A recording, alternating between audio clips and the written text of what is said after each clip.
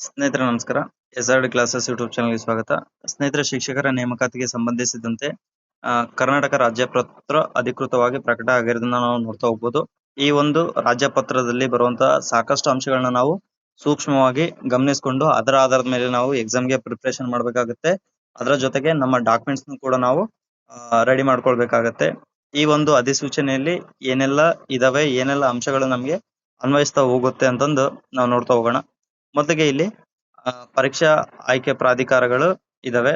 ಅದರ ಜೊತೆಗೆ ಅರ್ಜಿ ಆಹ್ವಾನ ಮಾಡೋದು ಬಿಡ್ತಾರೆ, ಅದೆಲ್ಲ ವೆಬ್ಸೈಟ್ ಅಲ್ಲಿ ಬಿಡ್ತೀವಿ ಅಂತ ಕೊಟ್ಟಿದ್ದಾರೆ. ನೆಕ್ಸ್ಟ್ ಸ್ಪರ್ಧಾತ್ಮಕ ಪರೀಕ್ಷೆಯನ್ನ ಯಾವ ರೀತಿ ನಡೆಸ್ತಾರೆ ಅನ್ನೋದನ್ನ ನಾವಿಲ್ಲಿ ನೋಡ್ತಾ ಹೋಗೋಣ. ಮೊದಲಿಗೆ ಸ್ಪರ್ಧಾತ್ಮಕ ಪರೀಕ್ಷೆ ನಡೆಸುವ ವಿಧಾನ ಯಾವ ರೀತಿ ಇದೆ ಅಂತಂದ್ರೆ, ಪರೀಕ್ಷಾ ಪ್ರಾಧಿಕಾರವು ಅಭ್ಯರ್ಥಿಗಳ ಆಯ್ಕೆಗೆ ಸ್ಪರ್ಧಾತ್ಮಕ ಪರೀಕ್ಷೆಯನ್ನ ಈ ನಿಯಮ ಮತ್ತು ಉಪಬಂಧಗಳಿಗೆ ಅನುಸಾರವಾಗಿ ನಡೆಸತಕ್ಕದ್ದು. ಯಾವ್ದ್ಯಾವ್ದು ಪರೀಕ್ಷಾ ವಿಧಾನ? ಎಲ್ಲಾ ಜಿಲ್ಲಾ ಕೇಂದ್ರಗಳಲ್ಲಿ ಏಕಕಾಲದಲ್ಲಿ ಪ್ರತಿಯೊಂದು ವೃಂದಕ್ಕೂ ಸ್ಪರ್ಧಾತ್ಮಕ ಪರೀಕ್ಷೆಯನ್ನ ನಡೆಸತಕ್ಕದ್ದು. ಪರೀಕ್ಷಾ ಪದ್ಧತಿ ಸೂಚಿಯನ್ನ ಅನುಸೂಚಿ 2ರಲ್ಲಿ ನಿಗದಿಪಡಿಸಲಾಗಿದೆ, ಅದನ್ನು ನೋಡೋಣ. ನೆಕ್ಸ್ಟ್ ಪರೀಕ್ಷಾ ಮಾಧ್ಯಮ ಬಂದ್ಬಿಟ್ಟು ಕನ್ನಡ ಮತ್ತು ಆಂಗ್ಲ ಮಾಧ್ಯಮದಲ್ಲಿ ನಡೆಯುತ್ತೆ.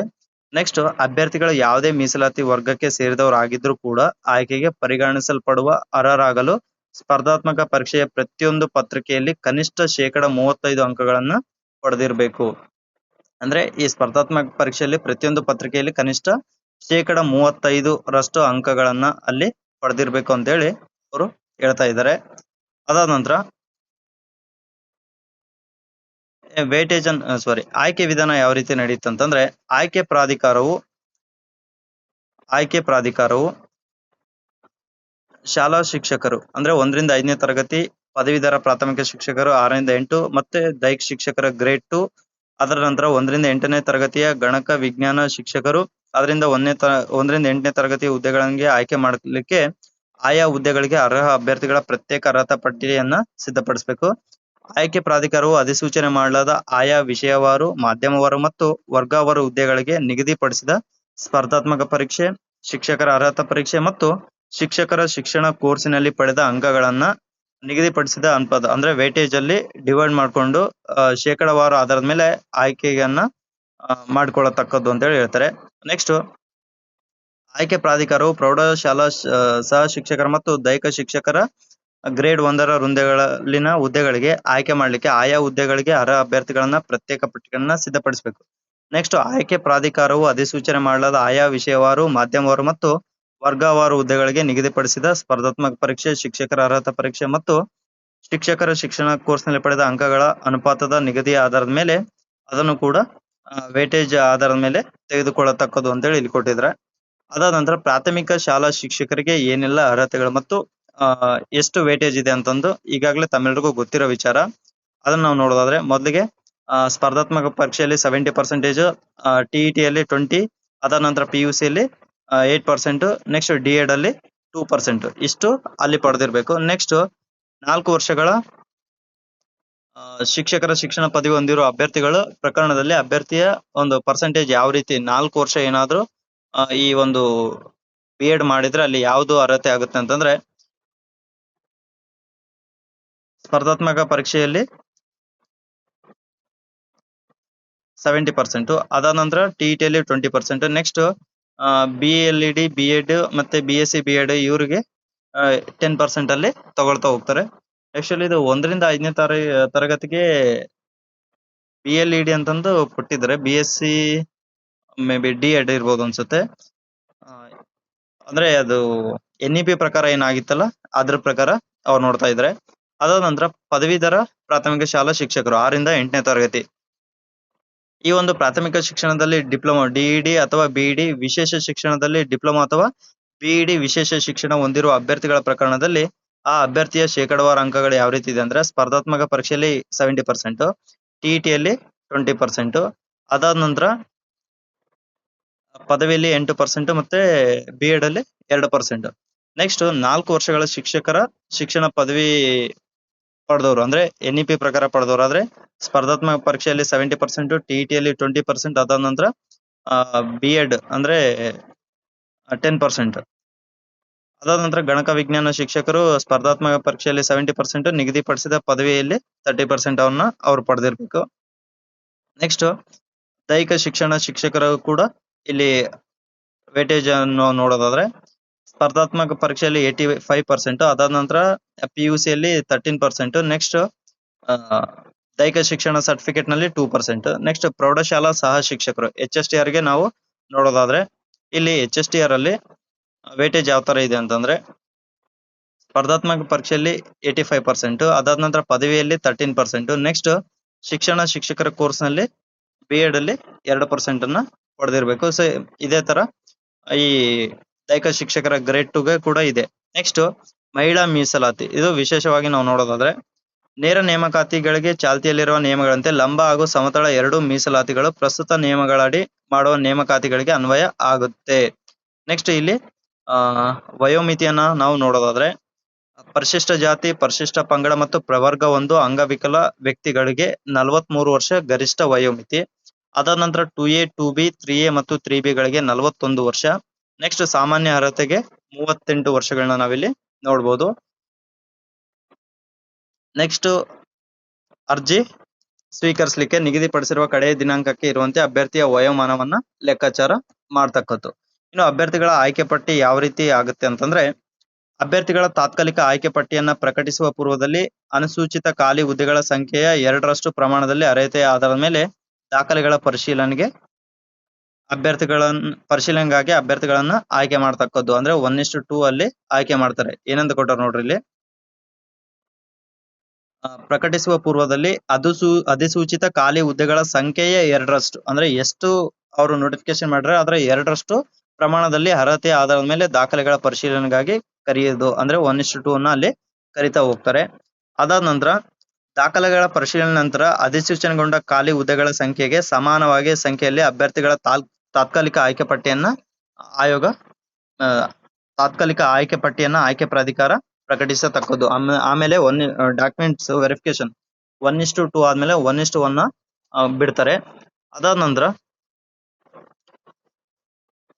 ಆಯ್ಕೆಯಾದ ಅಭ್ಯರ್ಥಿಗಳ ತಾತ್ಕಾಲಿಕ ಪಟ್ಟಿಗೆ ಯಾವುದೇ ಆಕ್ಷೇಪಣೆಗಳು ಸ್ವೀಕೃತವಾದಲ್ಲಿ ಆಯ್ಕೆ ಪ್ರಾಧಿಕಾರಗಳು ಅಂತ ಆಕ್ಷೇಪಣೆಗಳನ್ನ ಪರಿಗಣಿಸಿ ನಂತರ ಅಧಿಸೂಚಿಸಲಾದ ಖಾಲಿ ಹುದ್ದೆಗಳಿಗೆ ಸಂಖ್ಯೆಗೆ ಸಮಾನವಾದ ಸಂಖ್ಯೆಯಲ್ಲಿ ಅಭ್ಯರ್ಥಿಗಳ ಅಂತಿಮ ಪಟ್ಟಿಯನ್ನ ಪ್ರಕಟಿಸತಕ್ಕದ್ದು. ಫಸ್ಟ್ 1:2 ಬಿಡ್ತಾರೆ, ಅದಾದ ನಂತರ ತಾತ್ಕಾಲಿಕ ಪಟ್ಟಿ ಬಿಡ್ತಾರೆ, ಅಲ್ಲಿ ಆಕ್ಷೇಪಣೆಗಳನ್ನ ಕರೀತಾರೆ, ಆಕ್ಷೇಪಣೆಗಳನ್ನ ಪರಿಶೀಲನೆ ಮಾಡಿದ ನಂತರ ಅಂತಿಮ ಪಟ್ಟಿಯನ್ನ ಅಲ್ಲಿ ಬಿಡ್ತಾ ಹೋಗ್ತಾರೆ.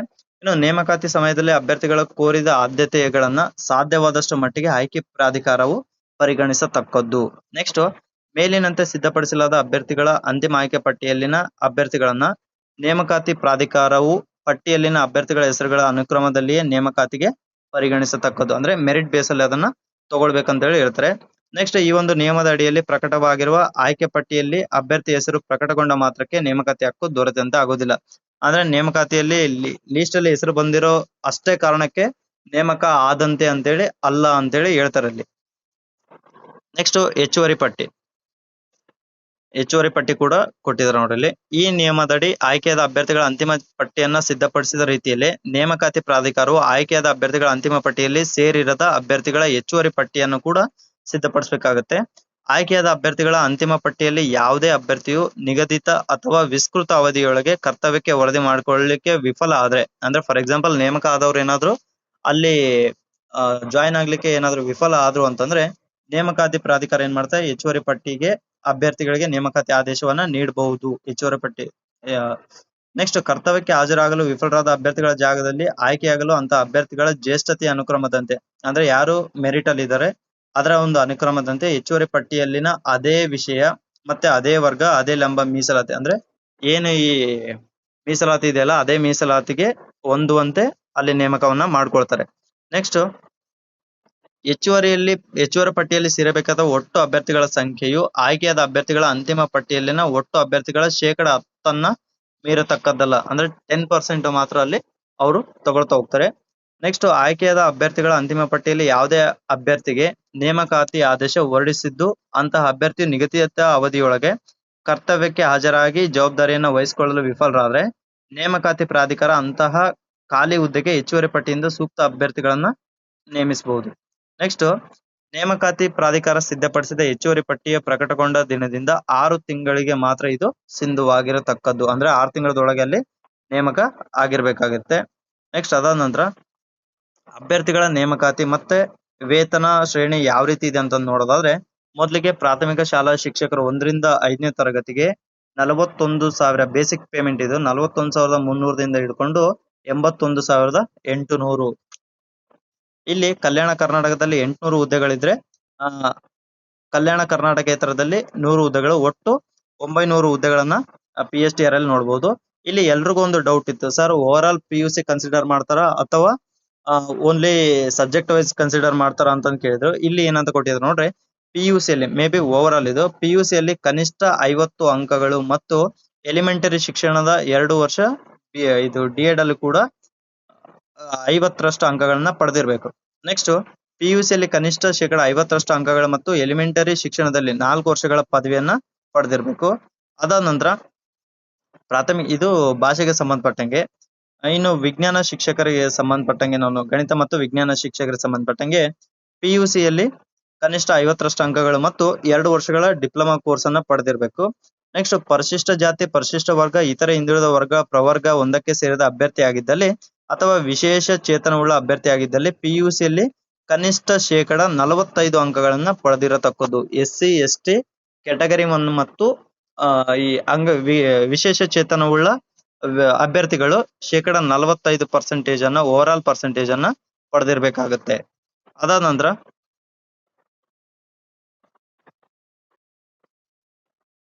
ಇಲ್ಲಿ ಇನ್ನೊಂದು ಟಿಪ್ಪಣಿಯನ್ನ ಕೊಟ್ಟಿದ್ರು ನೋಡ್ರಿ, ಶಿಕ್ಷಕರನ್ನ ಶಾಲೆಯಲ್ಲಿ ಮತ್ತು ಹತ್ತಿರದ ಶಾಲೆಯಲ್ಲಿ ಕಾರ್ಯಭಾರವನ್ನ ಪರಿಗಣಿಸಿ ಅವರ ನೇಮಕಾತಿಯಾಗಿರುವ ವಿಷಯಗಳನ್ನ ಅಲ್ಲದೆ ಇತರೆ ವಿಷಯಗಳನ್ನು ಬೋಧಿಸಲು ಸಹ ಕಾರ್ಯ ಹಂಚಿಕೆ ಮಾಡಬಹುದಾಗಿದೆ. ನೋಡ್ರಿ, ನೀವು ಯಾವುದೇ ಶಿಕ್ಷಕರ ನೇಮಕಾತಿ ಆಗಿದ್ರು ಕೂಡ ಅಲ್ಲಿ ಯಾವ ವಿಷಯವನ್ನ ಕೊಡ್ತಾರೆ, ಯಾವ ಶಾಲೆ ಹತ್ತಿರ ಶಾಲೆಯಲ್ಲಿ ಕೊಡ್ತಾರೆ, ಅಲ್ಲಿಯೂ ಕೂಡ ನೀವು ಹೋಗಿ ಬೋಧಿಸ್ಲಿಕ್ಕೆ ಅಂದ್ರೆ ಬೋಧಿಸ್ಲಿಕ್ಕೆ ನೀವು ಅಣಿಯಾಗಿರ್ಬೇಕು ಅಂತ ಹೇಳಿ ಇಲ್ಲಿ ಕೊಡ್ತಾ ಹೋಗ್ತಾರೆ. ನೆಕ್ಸ್ಟ್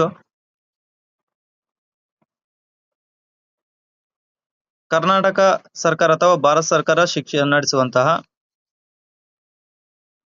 ಕರ್ನಾಟಕ ಸರ್ಕಾರ ಅಥವಾ ಭಾರತ ಸರ್ಕಾರ ನಡೆಸುವ ಶಿಕ್ಷಕರ ಅರ್ಹತಾ ಪರೀಕ್ಷೆಯನ್ನ ಉತ್ತೀರ್ಣರಾಗಿರ್ತಕ್ಕದ್ದು, TET ಯನ್ನ ಹೊಂದಿರಬೇಕು. ನೆಕ್ಸ್ಟ್ ಪ್ರಾಥಮಿಕ ಶಾಲಾ ಶಿಕ್ಷಕರು ಭಾಷೆ ಹುದ್ದೆಯಲ್ಲಿ ಆಯ್ಕೆ ಆಗ್ಬೇಕಾಗಿದ್ರೆ PUC ಯಲ್ಲಿ ಆಯಾ ಭಾಷೆ ಮತ್ತು ಆಂಗ್ಲ ಭಾಷೆ ಕನಿಷ್ಠ 50 ಅಂಕಗಳನ್ನ ಪಡೆದಿರತಕ್ಕದ್ದು. ಇಲ್ಲಿ ಕೊಟ್ಟಿದ್ದಾರೆ ನೋಡ್ರಿ, ನೀವೇನಾದ್ರೂ ಲ್ಯಾಂಗ್ವೇಜ್ ಟೀಚರ್ಸ್ ಆಗಿದ್ರೆ ಆ ಲ್ಯಾಂಗ್ವೇಜ್ ಗಳಲ್ಲಿ 50% ಮಾರ್ಕ್ಸ್ ಅನ್ನ ಕಡ್ಡಾಯವಾಗಿ ಪಡೆದಿರತಕ್ಕದ್ದು. ಅದಾದ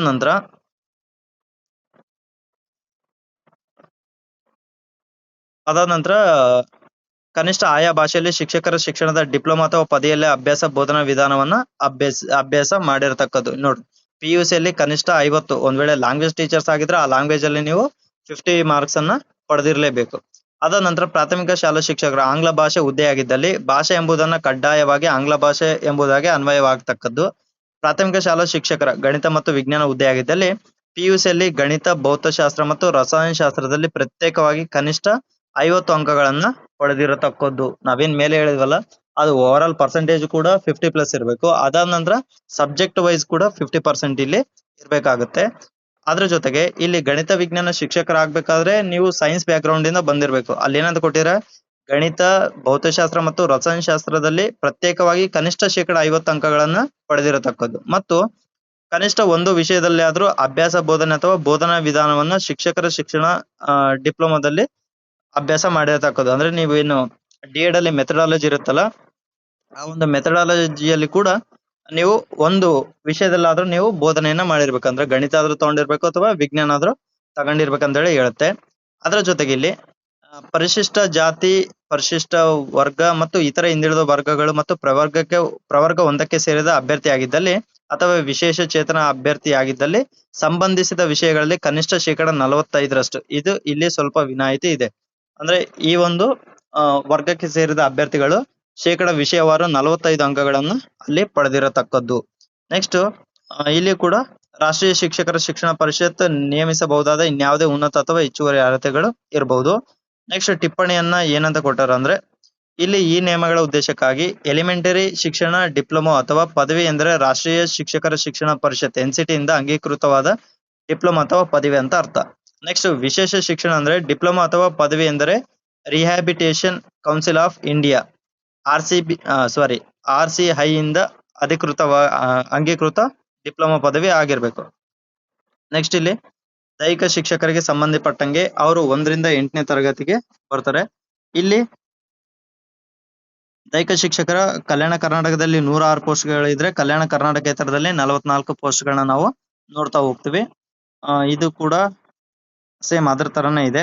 ನೆಕ್ಸ್ಟ್ ನಾವು GPT ಅನ್ನ ನಾವು ನೋಡ್ತಾ ಹೋದ್ರೆ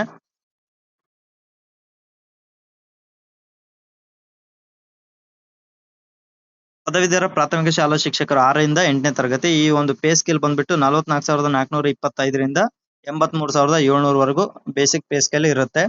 ಇಲ್ಲಿ ಪದವಿಯಲ್ಲಿ ಕನಿಷ್ಠ ಸರಾಸರಿ ಶೇಕಡ 50 ಅಂಕಗಳನ್ನ ಮತ್ತು ಶಿಕ್ಷಕರ ಶಿಕ್ಷಣದಲ್ಲಿ 2 ವರ್ಷ ಡಿಪ್ಲೊಮಾವನ್ನ ಪಡೆದಿರಬೇಕು. ಅದಾದ ನಂತರ ಪದವಿಯಲ್ಲಿ ಕನಿಷ್ಠ ಶೇಕಡ 50ರಷ್ಟು ಅಂಕಗಳನ್ನ ಅಥವಾ ಶಿಕ್ಷಕ ಪದವಿಯಲ್ಲಿ ವಿಶೇಷ ಶಿಕ್ಷಣದಲ್ಲಿ ಪದವಿಯನ್ನ ಪಡೆದಿರಬೇಕು. ಇಲ್ಲಿ ಒಟ್ಟಾರೆ ಪೋಸ್ಟ್ ಬಂದ್ಬಿಟ್ಟು 3,328 ಕಲ್ಯಾಣ ಕರ್ನಾಟಕ ಇದ್ರೆ ನಾನ್ ದಲ್ಲಿ 5,272 ಇದೆ. ಒಟ್ಟು 8,500 GPT ಪೋಸ್ಟ್ಗಳು ಇರೋದನ್ನ ನಾವು ನೋಡ್ಬೋದು. ಇನ್ನು ಪದವೀಧರ ಶಾಲಾ ಶಿಕ್ಷಕರ ಭಾಷೆಯಲ್ಲಿ ಏನಾಗಿರ್ಬೇಕಂದ್ರೆ ಲ್ಯಾಂಗ್ವೇಜ್ ಟೀಚರ್ಸ್ ಆಗ್ಬೇಕಂತಂದ್ರೆ ಒಂದ್ ನಿಮಿಷ, ಇಲ್ಲಿ ಪದವೀಧರ ಪ್ರಾಥಮಿಕ ಶಾಲಾ ಶಿಕ್ಷಕರ ಸಮಾಜ ಪಾಠಗಳಿದೆ, ಗಣಿತ ವಿಜ್ಞಾನ ಇದೆ, ಅದರ ಜೊತೆಗೆ ಜೀವಶಾಸ್ತ್ರಗಳು ಇದೆ. ಇಲ್ಲಿ ಏನಂದ್ರೆ PUC ಯಲ್ಲಿ ಕನಿಷ್ಠ ಶೇಕಡ 50 ಅಂಕಗಳು ಮತ್ತು ಎಲಿಮೆಂಟರಿ ಶಿಕ್ಷಣದಲ್ಲಿ 4 ವರ್ಷಗಳ ಪದವಿ ಅಥವಾ ಶಿಕ್ಷಕರ ಶಿಕ್ಷಣದಲ್ಲಿ 4 ವರ್ಷಗಳ ಪದವಿಯನ್ನ ಪಡೆದಿರಬೇಕು ಅಂತೇಳಿ ಕೊಟ್ಟಿದ್ದಾರೆ. ನೆಕ್ಸ್ಟ್ ಪರಿಶಿಷ್ಟ ಜಾತಿ ಪರಿಶಿಷ್ಟ ವರ್ಗದ ಅಭ್ಯರ್ಥಿಗಳಾಗಿದ್ದಲ್ಲಿ ಶೇಕಡ 45ರಷ್ಟು ಅಂಕಗಳನ್ನ 45 ಅಂಕಗಳನ್ನ ಪಡೆದಿರ್ಬೇಕು. ಅದಾದ ನಂತರ TET ಅನ್ನ ಉತ್ತೀರ್ಣ ಆಗಿರ್ಬೇಕು. ಅದರ ಜೊತೆಗೆ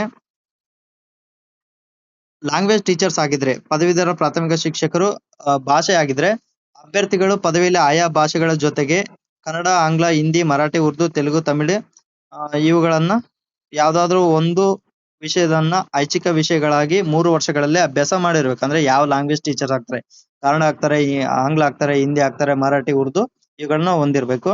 ಅದರ ಜೊತೆಗೆ ಸಂಬಂಧಿಸಿದ ಭಾಷೆ ಮತ್ತು ಇತರ ವಿಷಯಗಳಲ್ಲಿ ಕನಿಷ್ಠ ಶೇಕಡ 50 ಸರಾಸರಿ ಅಂಕಗಳನ್ನ ಪಡೆದಿರತಕ್ಕದ್ದು. ಅಂದ್ರೆ ನೀವು ಯಾವ ಭಾಷೆಯಲ್ಲಿ ಟೀಚ್ ಮಾಡ್ತಿರೋ ಅಲ್ಲಿ ಕನಿಷ್ಠ 50ರಷ್ಟು ಅಂಕಗಳನ್ನು ಪಡೆದಿರ್ಬೇಕು. ನೆಕ್ಸ್ಟ್ ಭಾಷೆಯಲ್ಲಿ ಬೋಧನಾ ವಿಧಾನವನ್ನ ಪಡ್ಕೊಂಡಿರ್ಬೇಕಂತ ಹೇಳಿ ಗೊತ್ತು. ನೆಕ್ಸ್ಟ್ ಗಣಿತ ವಿಜ್ಞಾನ ಶಿಕ್ಷಕರ ಆಗ್ಬೇಕಂತಾದ್ರೆ ಪದವಿಯಲ್ಲಿ ಗಣಿತ ವ್ಯಾಸಂಗ ಮಾಡಿರ್ಬೇಕು. ಕಡ್ಡಾಯವಾಗಿ ಭೌತಶಾಸ್ತ್ರ ಪದವಿಯನ್ನ 3 ವರ್ಷಗಳಲ್ಲಿ ಹಾಗೂ ರಸಾಯನಶಾಸ್ತ್ರ, ಗಣಕ ವಿಜ್ಞಾನ, ಎಲೆಕ್ಟ್ರಾನಿಕ್ಸ್, ಸಂಖ್ಯಾಶಾಸ್ತ್ರ, ಭೂಗೋಳಶಾಸ್ತ್ರ, ಗೃಹ ವಿಜ್ಞಾನ ವಿಷಯಗಳಲ್ಲಿ ಒಂದು ವಿಷಯವನ್ನ 3ನೇ ಐಚ್ಛಿಕ ವಿಷಯವನ್ನಾಗಿ ಕಡ್ಡಾಯವಾಗಿ ಅಲ್ಲಿ ಅಭ್ಯಾಸ ಮಾಡಿರ್ತಕ್ಕದ್ದು. ನೆಕ್ಸ್ಟ್ ವಾಸ್ತುಶಿಲ್ಪ ವಿಷಯದ ಪದವೀಧರನ ಹೊರತುಪಡಿಸಿದಂತೆ ಗಣಿತ ವಿಷಯವನ್ನ ಮೊದಲನೇ 3 ಅಥವಾ 4 ಸೆಮಿಸ್ಟರ್ಗಳಲ್ಲಿ ಅನ್ವಯಿತ ಗಣಿತ ವಿಜ್ಞಾನ ಅಭ್ಯಾಸ ಮಾಡಿರ್ಬೇಕಂದ್ರೆ ಕೊಟ್ಟಿದ್ರೆ. ನೆಕ್ಸ್ಟ್ ಪದವೀಧರರಾಗಿದ್ದಲ್ಲಿ ಪದವಿಯಲ್ಲಿ ಶೇಕಡ 50 ಅಂಕಗಳನ್ನು ಸರಾಸರಿ ಹೊಂದಿರಬೇಕು.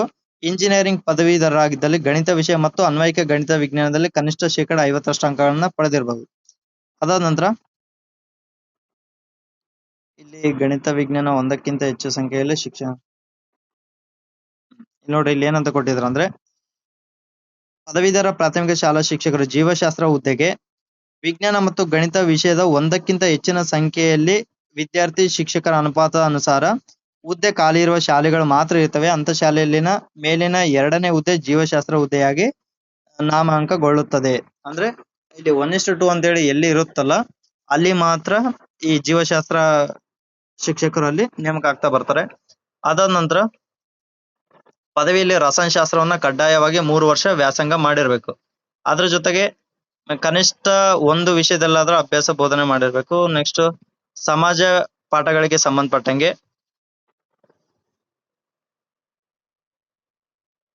ಪದವಿಯಲ್ಲಿ ಕೆಳಗಿನ 2 ವಿಷಯಗಳನ್ನ ಐಚ್ಛಿಕ ವಿಷಯಗಳನ್ನಾಗಿ ಅಭ್ಯಾಸ ಮಾಡಿರ್ಬೇಕು. ಅದು ಯಾವುದು ಸಮಾಜಶಾಸ್ತ್ರ, ಅರ್ಥಶಾಸ್ತ್ರ, ಭೂಗೋಳಶಾಸ್ತ್ರ, ರಾಜಕೀಯ ಶಾಸ್ತ್ರ, ಸಮಾಜಶಾಸ್ತ್ರ ಇವುಗಳಲ್ಲಿ 2 ವಿಷಯಗಳನ್ನ ಅಧ್ಯಯನ ಮಾಡಿರ್ಬೇಕು. ಅದಾದ ನಂತರ ಸಮಾಜ ಪಾಠಗಳು ಸಮೂಹ ಇತಿಹಾಸ, ಅರ್ಥಶಾಸ್ತ್ರ, ಭೂಗೋಳಶಾಸ್ತ್ರ ಇವುಗಳಲ್ಲಿ ಯಾವ್ದಾದ್ರು 2ಅನ್ನ ತಗೊಂಡಿರ್ಬೇಕು. ನೆಕ್ಸ್ಟ್ ಕನಿಷ್ಠ ಮೇಲಿನ 2 ವಿಷಯಗಳಲ್ಲಿ ಕನಿಷ್ಠ ಶೇಕಡ 50ರಷ್ಟು ಸರಾಸರಿ ಅಂಕಗಳನ್ನ ಗಳಿಸಿರ್ಬೇಕು. ಸಮಾಜ ಪಾಠದಲ್ಲಿ ಡಿಪ್ಲೊಮಾ ಪದವಿಯನ್ನ ಹೊಂದಿರ್ಬೇಕು. ಮತ್ತೆ ಈ SC ST OBC ಮತ್ತೆ ವಿಶೇಷ ಚೇತನ ಅಭ್ಯರ್ಥಿಗಳಾಗಿದ್ರೆ 45ರಷ್ಟು ಅಂಕಗಳನ್ನ ಪಡೆದಿರ್ಬೇಕು. ಈ ರೀತಿ ಕೊಟ್ಟಿದ್ರೆ. ಇನ್ನು ಗಣಕ ವಿಜ್ಞಾನ ಶಿಕ್ಷಕರ ಇದು ಕಂಪ್ಯೂಟರ್ ಸೈನ್ಸ್ ಬಗ್ಗೆ ಅಲ್ಲಿ ಕೊಟ್ಟಿದ್ರೆ ಅದು ಕಲ್ಯಾಣ ಕರ್ನಾಟಕ 300 ಹುದ್ದೆಗಳು, ಕಲ್ಯಾಣೇತರ 200 ಹುದ್ದೆಗಳನ್ನ ನಾವು ನೋಡ್ತಾ ಹೋಗ್ತೀವಿ. ನೆಕ್ಸ್ಟ್ ಪ್ರೌಢಶಾಲಾ ಸಹ ಶಿಕ್ಷಕರ ಹುದ್ದೆಗಳನ್ನ ನಾವು ನೋಡೋದಾದ್ರೆ ಈ ಪ್ರೌಢಶಾಲಾ ಸಹ ಶಿಕ್ಷಕರು ಸಂಬಂಧಪಟ್ಟಂಗೆ ಸರ್ಕಾರಿ ಪ್ರೌಢಶಾಲೆ ಮತ್ತು ಸಂಯುಕ್ತ ಪದವಿ ಪೂರ್ವ ಕಾಲೇಜು, ಸಂಯುಕ್ತ ಪ್ರೌಢಶಾಲೆಗಳಲ್ಲಿನ ಕೆಳಗೆ ಕಾಣಿಸಿರುವ ವರ್ಗಗಳ ಸಹ ಶಿಕ್ಷಕರು ಮತ್ತು ಶಿಕ್ಷಕಿಯರ ಹುದ್ದೆಗಳನ್ನ ಒಳಗೊಂಡಂತೆ. ಇಲ್ಲಿ PU ಮತ್ತು ಹೈಸ್ಕೂಲ್ ಎರಡೂ ಸೇರಿ ಇರುತ್ತೆ. ಇದರಲ್ಲಿ ಕಲ್ಯಾಣ ಕರ್ನಾಟಕ 2714 ಹುದ್ದೆಗಳಾದ್ರೆ ಕಲ್ಯಾಣ ಕರ್ನಾಟಕೇತರ 2786 ಹುದ್ದೆಗಳು, ಒಟ್ಟು 4500 ಹುದ್ದೆಗಳನ್ನ ನಾವಿಲ್ಲಿ ನೋಡ್ತಾ ಹೋಗ್ತೀವಿ. ಇಲ್ಲಿ ಸಹ ಶಿಕ್ಷಕರ ಹುದ್ದೆಗೆ ನಾವು ನೋಡೋದಾದ್ರೆ ಕಲಾ ಸಹ ಶಿಕ್ಷಕರು, ಕನ್ನಡ ಮತ್ತು ಆಂಗ್ಲ ಭಾಷಾ ಮಾಧ್ಯಮದಲ್ಲಿ ನಾವು ನೋಡೋದಾದ್ರೆ ಕಲಾ ವಿಷಯದಲ್ಲಿ ಪದವಿಯಲ್ಲಿ ಕೆಳಗಿನ 2 ವಿಷಯಗಳನ್ನ ಐಚ್ಛಿಕ ವಿಷಯಗಳನ್ನಾಗಿ ಆಯ್ಕೆ ಮಾಡಿಕೊಂಡಿರ್ತಕ್ಕದ್ದು: ಇತಿಹಾಸ, ಅರ್ಥಶಾಸ್ತ್ರ, ರಾಜಕೀಯ ಶಾಸ್ತ್ರ, ಭೂಗೋಳಶಾಸ್ತ್ರ ಮತ್ತು ಸಮಾಜಶಾಸ್ತ್ರ. ಇವುಗಳಲ್ಲಿ 2ಅನ್ನ ಹೊಂದಿರಬೇಕು. ಅದಾದ ನಂತರ B.Ed ಕಂಪ್ಲೀಟ್ ಆಗಿರ್ಬೇಕು, ಶಿಕ್ಷಕರ ಶಿಕ್ಷಣ ಪದವಿಯನ್ನ ಹೊಂದಿರತಕ್ಕದ್ದು. ಅದಾದ ನಂತರ ಸಹ ಶಿಕ್ಷಕರು ಜೀವಶಾಸ್ತ್ರದಲ್ಲಿ ಜೀವಶಾಸ್ತ್ರ ಶಿಕ್ಷಕರು ವಿಜ್ಞಾನ ವಿಷಯದ ಪದವಿಯಲ್ಲಿ ಕೆಳಗಿನ 2 ವಿಷಯಗಳನ್ನ ಅಭ್ಯಾಸ ಮಾಡಿರ್ತಕ್ಕದ್ದು: ರಸಾಯನಶಾಸ್ತ್ರ, ಸಸ್ಯಶಾಸ್ತ್ರ ಮತ್ತು ಪ್ರಾಣಿಶಾಸ್ತ್ರ. ನೆಕ್ಸ್ಟ್ ರಸಾಯನಶಾಸ್ತ್ರ ಕಡ್ಡಾಯ ಐಚ್ಛಿಕ ವಿಷಯವಾಗಿರತಕ್ಕದ್ದು, ರಸಾಯನಶಾಸ್ತ್ರವನ್ನು ಅವರು ಓದಿರ್ಲೇಬೇಕು. ಮತ್ತೆ B.Ed ಆಗಿರ್ಬೇಕು. ಇವೆಲ್ಲ ಅಂಶಗಳ ಜೊತೆಗೆ ಯಾವ ಮಾಧ್ಯಮದಲ್ಲಿ ಪಾಠ ಬೋಧನೆಯನ್ನ ಮಾಡುವರೋ ಆ ಭಾಷೆಯನ್ನ ಪದವಿ ಹಂತದಲ್ಲಿ ಅಭ್ಯಾಸ ಮಾಡಿರ್ಬೇಕು. ಅಂದ್ರೆ ಒಂದ್ ವೇಳೆ ಇಂಗ್ಲಿಷ್ ಮೀಡಿಯಂ ಮಾಡ್ಬೇಕಾದ್ರೆ ಇಂಗ್ಲಿಷ್ ಅನ್ನ ಅಧ್ಯಯನ ಮಾಡಿರ್ಬೇಕು, ಕನ್ನಡ ಮೀಡಿಯಂ ಬೋಧಿಸ್ಬೇಕಾದ್ರೆ ಕನ್ನಡ ಮೀಡಿಯಂದಲ್ಲಿ ಅಧ್ಯಯನ ಮಾಡಿರ್ಬೇಕು.